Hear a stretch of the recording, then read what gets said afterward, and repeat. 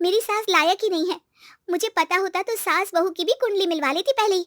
बस बस, अब ये सोचो कि पड़ोसन को सीधे कैसे करना है। अगले दिन सुबह हैं वो मैं आप लोगों को कैसे पता चला? क्या कर रहे हो? छत पे जाके अखबार पढ़ूंगा। बस यही करो। तुम्हें पता भी है कि बहू क्या गुल खिला रही है। उसने नया फेसबुक अकाउंट बना लिया है। रोज 10 फोटो डालती है। हमारे परिवार की तो नाक कटवा देगी ये। और तुमको ये बात कैसे पता चली? अरे पड़ोसन ने बताया। उसकी बहू भी फेसबुक पर है ना, तो उसको पता चल गया। हाँ हाँ, जैसे तुम तो बहुत भोली हो। पड़ोसन रोज सास को उसकी बहू के नाम पर भड़काती थी। आज तो आपकी बहू कह रही थी मुझसे आके कि आप दिन भर खाती रहती है, खा खा के घटोत्कच हो गई है। क्या? उसने मुझे घटोत्कच बोला? अरे वो खुद ना कटी सुपर्णखा है। आप कह रही हो तो सही होगा, लेकिन आप उसको बताना मत कि मैं ये सारी खबरें आपको देती हूँ। शाम को जब बहू पड़ोसन के पास जाती है, आज तो तेरी सास तुझे सुपर्णखा कह रही थी, कल ताड़का भी कह देगी। पता नहीं इतनी अच्छी बहू मिली है, फिर भी वो तुझे राक्षसनी क्यों समझती है? आप कितनी अच्छी हैं। आप मेरी सास की हर बात मुझे बता देती हो, वरना मुझे पता ही नहीं चलता कि वो मेरी पीठ के पीछे इतनी बुरी बात करती है।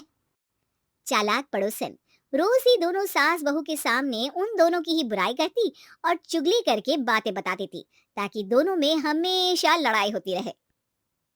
आपने तो बस छत पे बैठ के अखबार पढ़ना है और चाय के घूंट पीना है। बहू की वजह से मुझे तो जहर के घूंट पीने पड़ रहे हैं। कल वो मुझे मोटी घटोत्कच बोल रही थी, तो तुम भी तो उसको नाक कटी सुपर्णखा बोल देती ना। हाँ हाँ, वही बोल दिया मैंने उसे। आप मुझे कितना समझते हो? बहुत अच्छे से। अब मुझे वो ये बात पड़ोसन ने बताई ना, वही तो है आपकी शुभ चिंतक। पर मैं इस बहू को ना सबक सिखा के ही रहूंगी। जरूर सिखाना चाहिए, पर आज तुम मेरे साथ शाम को छत पे बैठना, एक तरकीब बताऊंगा। बिल्कुल बिल्कुल, कितना ध्यान रखते हो जी आप मेरा। मैं ना सब ध्यान रखता हूँ। शाम को जब सास और ससुर छत पर बैठे होते हैं कि यहाँ खड़ी हो जाओ, यहाँ से ना तुमको पता चल जाएगा कि बहू की अगली चाल क्या है। अच्छा, कैसे? सवाल मत पूछो, जैसा कह रहा हूँ वैसा करो। थोड़ी देर में ही छत पे बहू की आवाज आने लगती है। मेरी सास लायक ही नहीं है। मुझे पता होता तो सास बहू की भी कुंडली मिलवा लेती पहले ही। तेरी सास तो मुझे भी पसंद नहीं है। मेरे पास जब भी आती है तेरी बुराई करती रहती है। कभी सुपर्णखा कहती है, कभी हिडिंबा कह के कामचोर भी बोलती है, अरे कभी कभी तो चुगलखोर भी बोल देती है। काश आप जैसी होती मेरी सास। ऊपर छत पे पड़ोसन और बहू की आवाज सुन के सास के होश उड़ जाते हैं। समझी? जी समझी।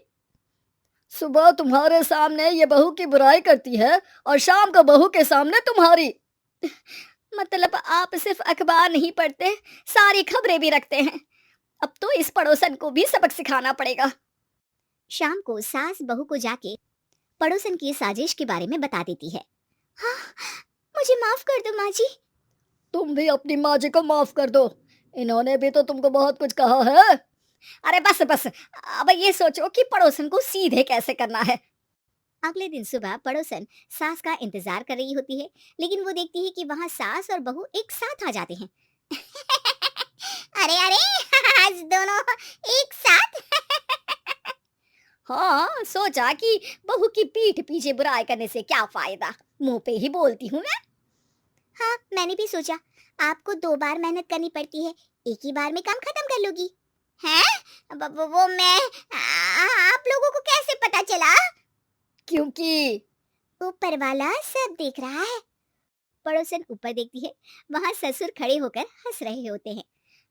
मतलब आप हमारी बातें सुन लेते थे? हाँ, सुन लेता था और मजे भी लेता था। आपको तो शकुनी होना चाहिए। क्या चाल खेली है आपने, एकदम सास बहू के सीरियल जैसी।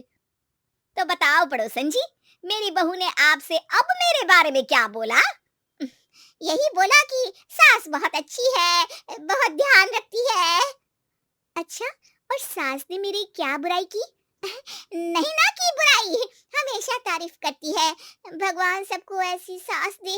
मेरी गलती है जो मैंने आप लोगों में आग लगाने की कोशिश की।